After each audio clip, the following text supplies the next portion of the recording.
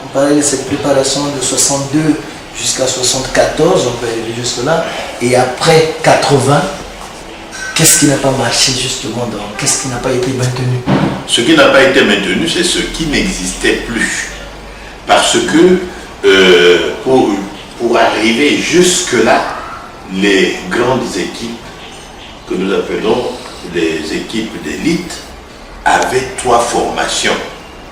Il y avait un Diable Noir C, Étoile C, Cara C, Lorraine C.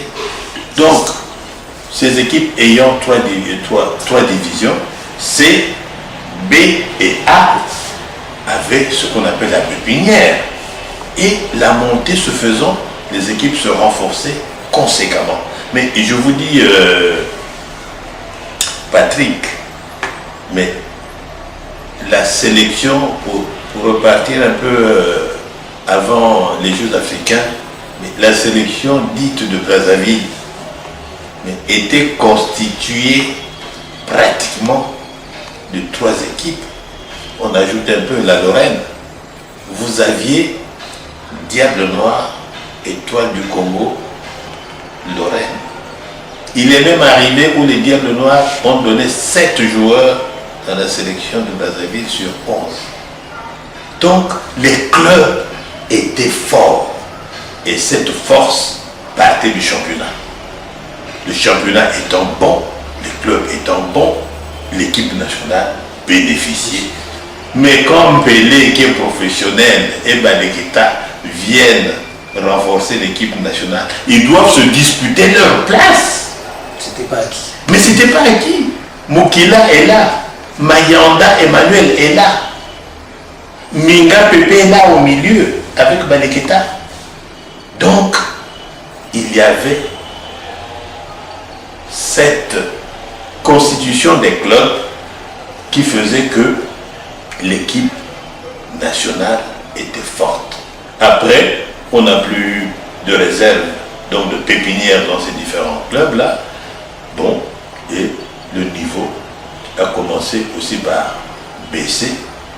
Bon, la politique s'y est mêlée un peu, et même de beaucoup, puisque en 1980, quand il y a la démocratisation du sport, on nous dit, bon, les clubs dites tribalistes, Étoile du Congo, Diable Noir, ne vont plus exister, les cheminots, les Veklo-Mokanda, tout ça là, il n'y a plus ces clubs-là.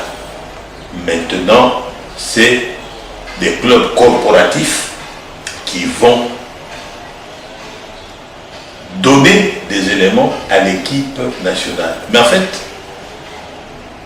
le Congo, vous voulez prendre l'exemple d'Algérie.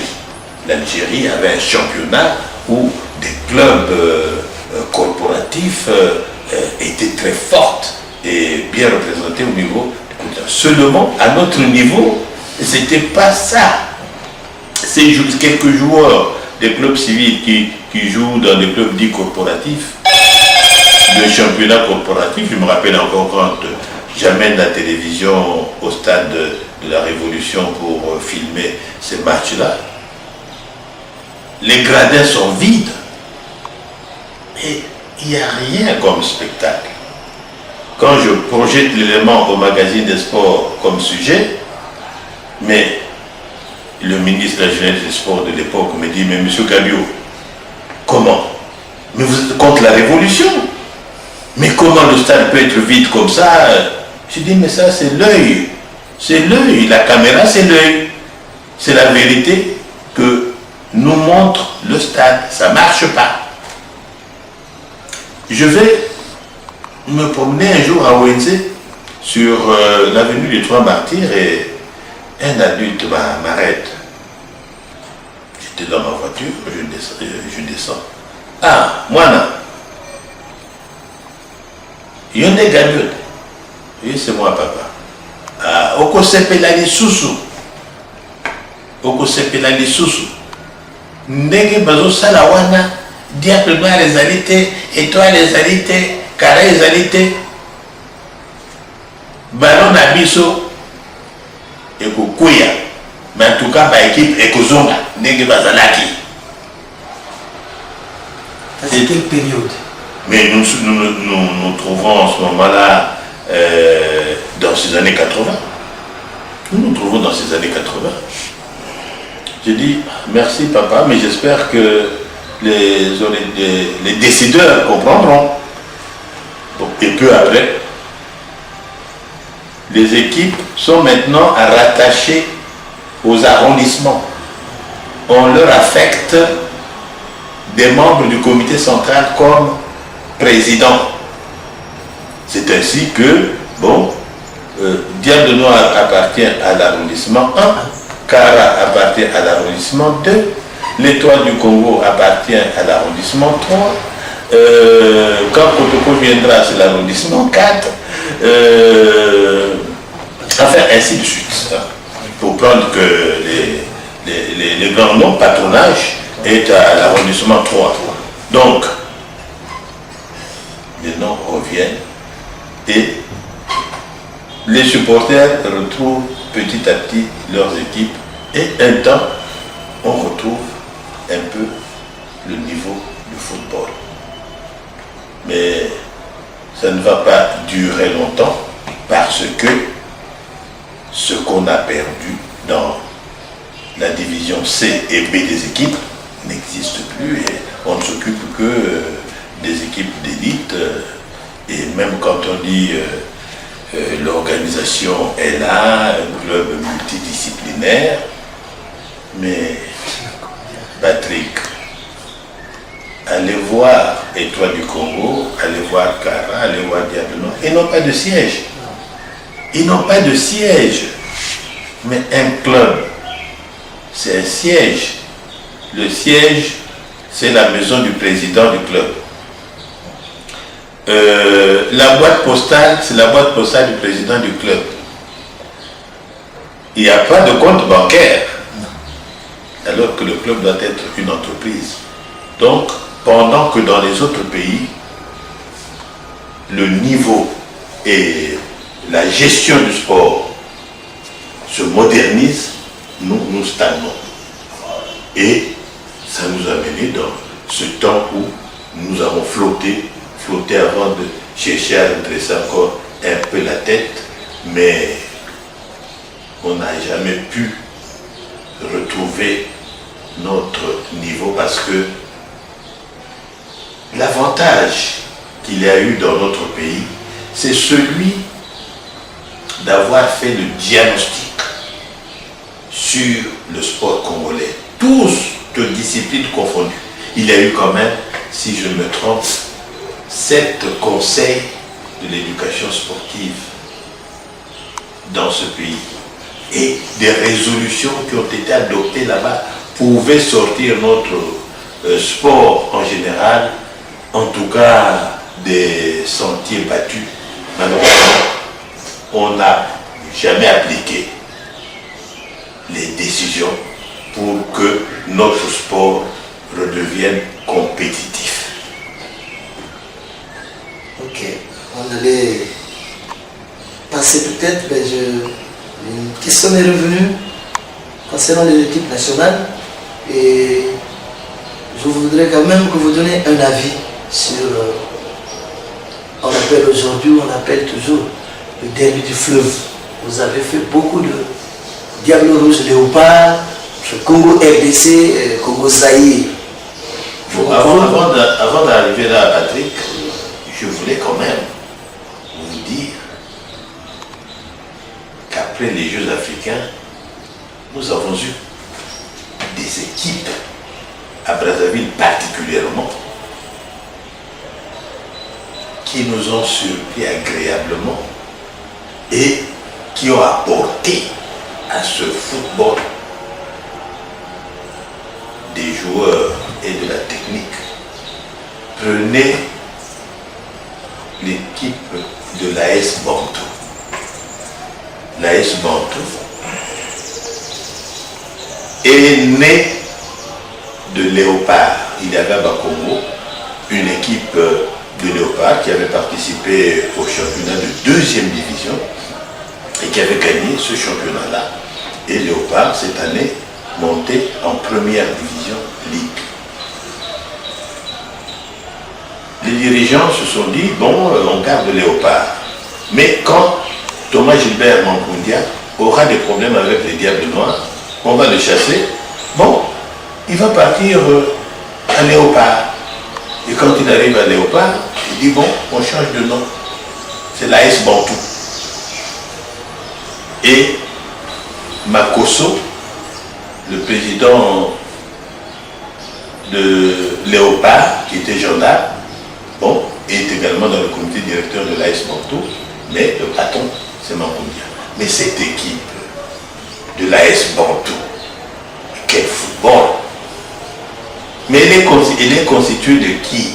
Elle est constituée des jeunes qui habitent le même quartier, des jeunes qui se connaissent et qui, quand ils veulent faire un match, le premier match qu'ils ont fait contre la Renaissance Aiglon qui menait 3 buts à 0 au stade Eboué, Mankoundia, dans ses gestes, va sortir à la mi-temps.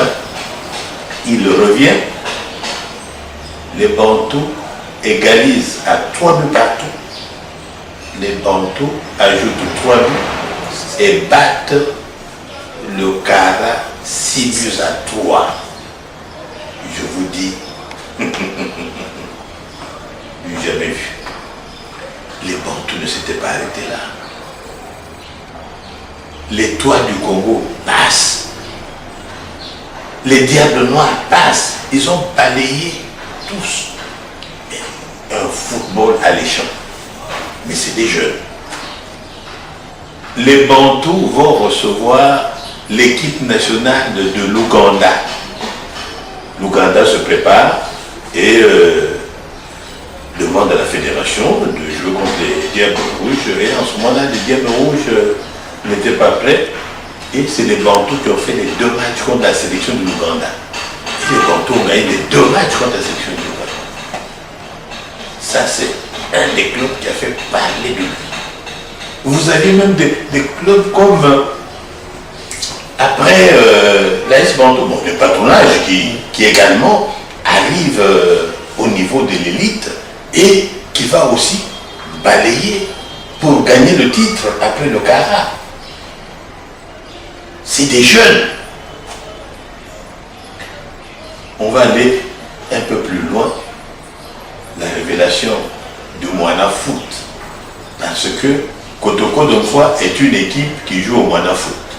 Cette équipe-là, je la vois jouer à Mongali, au petit stade qu'il y avait au cinéma Vox.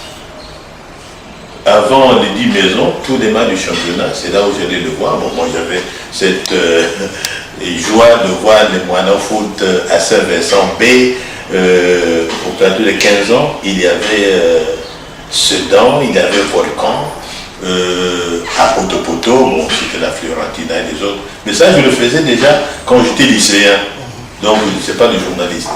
Bon, toujours est-il que quand finalement ces jeunes-là vont dans les équipes C de Brazzaville, ils ne mettent pas du temps pour arriver en B et tout de suite en A. Donc, l'équipe de Kotoko, pour revenir à elle, joue au Moana Foot. Et après, ce sera le championnat des 10 maisons. Ce championnat-là, dans les années 71 à 72, personnellement, je préférais aller suivre, parce qu'à un moment donné, notre niveau a tellement baissé, 70-71 là, il y a eu un temps où le niveau était bas. Moi, j'allais aux 10 maisons voir Land Green, voir Kotoko Domfwa et l'équipe de Makima Staff, FCK. Voilà, un championnat. Alors, un jour, en discutant avec Henri, il était le commissaire au sport, j'ai dit, mais il n'y a plus rien au stade de la Révolution ni à Mboué. Mais venez voir le Moana Foot. Il est venu, il a vu. Il me dit, ah oui, ça joue. Et Kotoko gagne le championnat de Mwana Foot. Après ce championnat, il y a un championnat qui se fait au niveau de la 2e division, où il y a Kimwanza, où il y a Kotoko. C'est Kotoko qui l'emporte, et Kimwanza est 2e, et ces équipes-là vont monter en 1re division. Et Kotoko va finir par remporter le titre national avec les Mouyabi Chaleur, avec les Benoît Milando que nous venons de perdre là. Il y a eu encore un autre Milando qui a été depuis. Pardon, Kotoko a tellement fourni des joueurs, le tenor étant Mouyabi Chaleur. Vous voyez, des clubs comme ça qui apportent du 109 dans notre football, ça a pu nous permettre un temps de revenir. Maintenant, je viens à votre question sur le derby du fleuve Congo. Mais Patrick, mais ce derby-là a commencé par les clubs. Ce derby a commencé par les clubs. Il y avait ce qu'on appelait la coupe de poule. Cette coupe réunissait les équipes de Kinshasa et de Brazzaville. Le vainqueur remportait la coupe. Mais les équipes qui participent à cette coupe-là, c'était Diable Noir, Étoile du Congo, Lorraine, Renaissance Aiglon, de l'autre côté 20 clubs, Daring, Montema Pembe, il y avait des Mikado et j'en passe. Mais des grands noms. Des grands noms. Le stade de la Révolution n'existait pas. Quand il y avait ce derby-là, des clubs, il n'y avait que le stade éboué. Tembe Natembe et Koutani, ça c'était des matchs entre et le stade était toujours. Mais quand on voyait le stade éboué en ce moment-là, on dit 8000 spectateurs, mais nous là, il y avait des flamboyants qui étaient sur l'avenue de la Paix, mais nous montions sur les flamboyants pour assister au match. Parce que quand on ne réussit pas à s'infiltrer à rentrer, tout le monde où nous étions, mais c'est sur le flamboyant. Mais c'est des matchs terribles. Après les clubs, ce sont des sélections.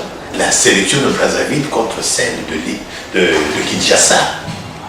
Des matchs terribles où parfois les Quinois viennent battre les Brazzavillois à Brazzaville 3-0, 4-0. Et les Congolais partent aussi gagner là-bas. Donc, le derby a toujours existé. On vient maintenant avec des équipes nationales. Bon, alors là, il n'y a que le match Diable Noir et Étoile du Congo comme derby qui dépassait les Congo Zaïre ou les Congo. Parce que le Diable Noir, Étoile du Congo, quand vraiment le football était football, quelle que soit la forme de l'une ou l'autre équipe, il répondait toujours présent. C'était un autre match. Vous allez au stade à midi, vous ne trouvez plus de place. Ça, c'est Massamba Débat.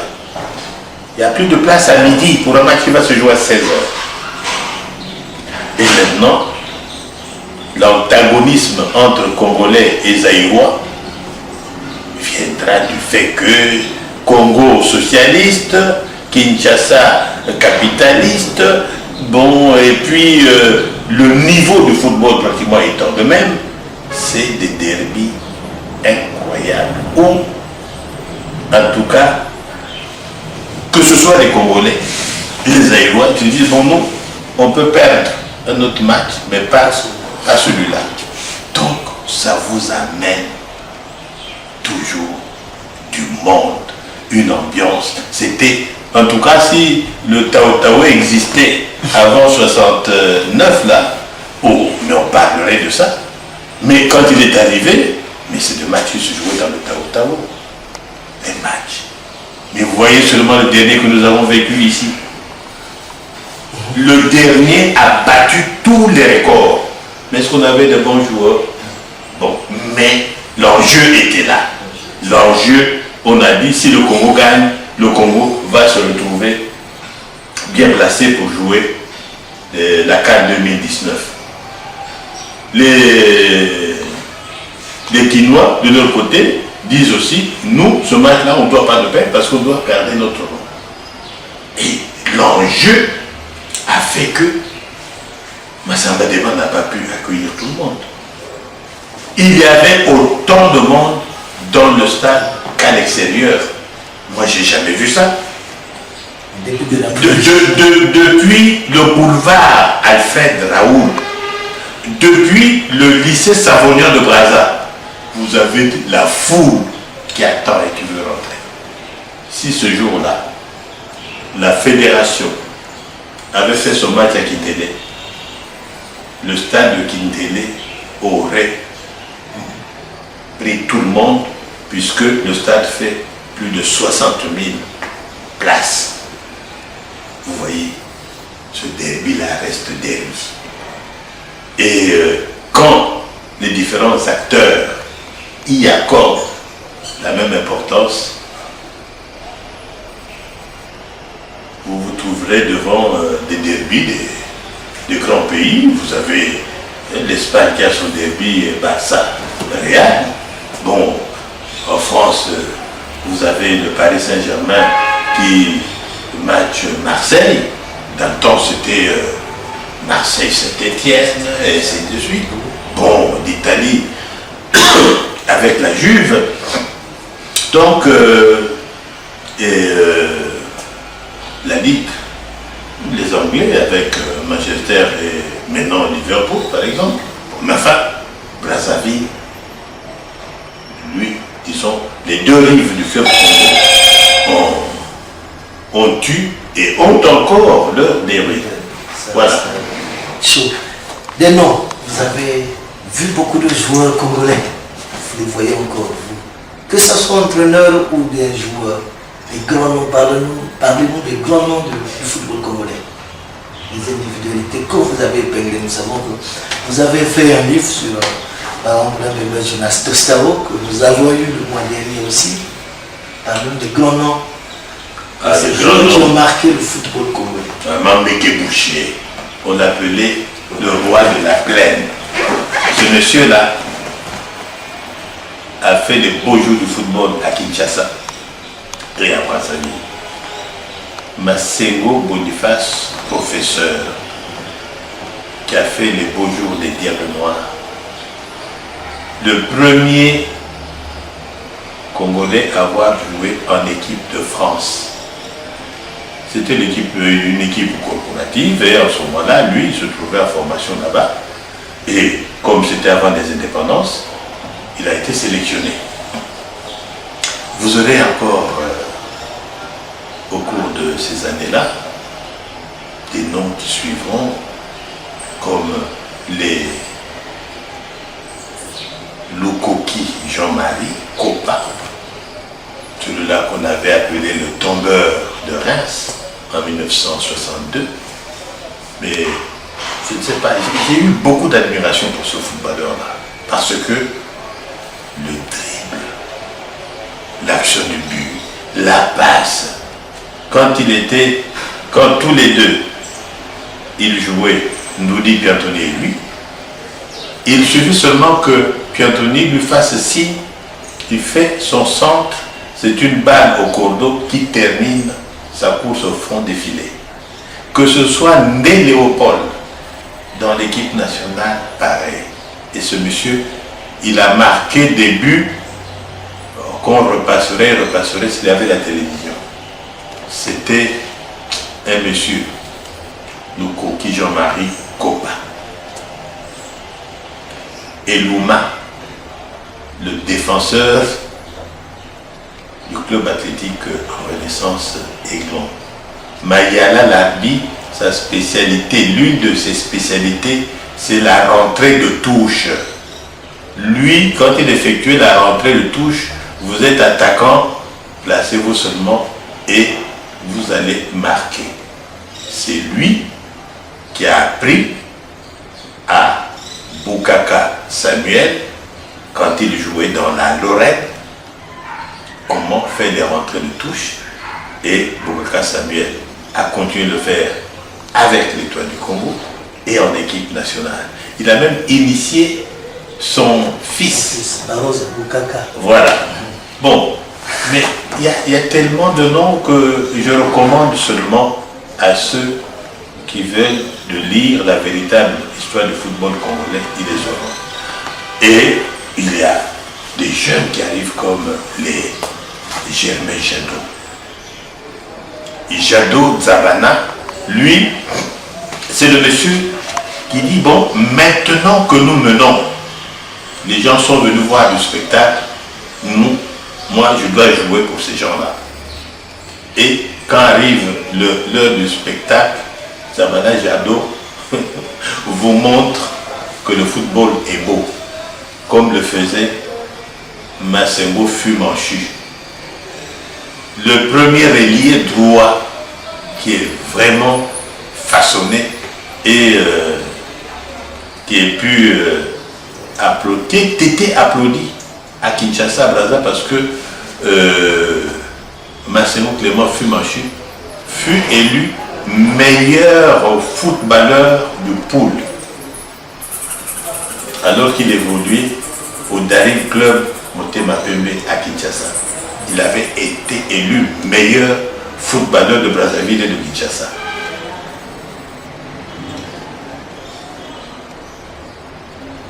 Baboutila Fantomas, c'est la première muraille du Congo. Lui, on ne le passait pas.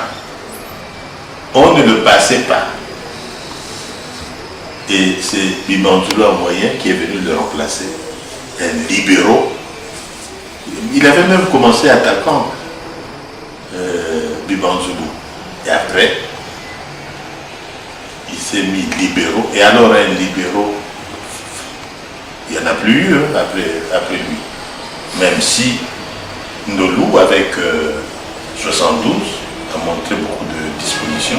Ngasaki Zeus, qui a été un bon, qu'on appelait stopper, donc le porteur du dossard numéro 4, Ngasaki. Fantastique. Des noms comme également Malouette, qui avait joué dans l'Étoile du Congo. Ce monsieur-là, un